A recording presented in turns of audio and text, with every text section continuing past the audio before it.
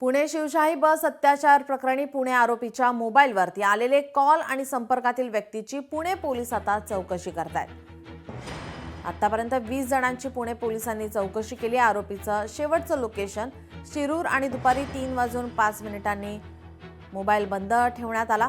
तपासासाठी रात्री आणखी टीम वाढवल्या जाणार आहेत। पुणे पोलिसांकडून आरोपीचा कसून शोध घेण्यात आला।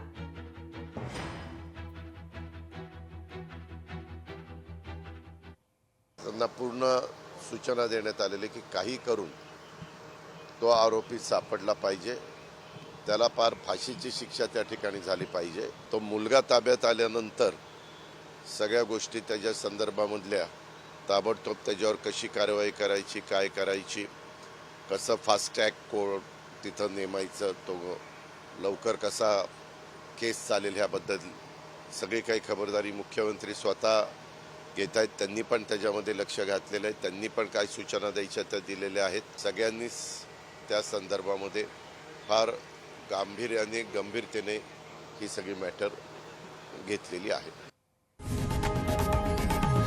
लोकशाही मराठी ऐका, पहा, जागरूक रहा।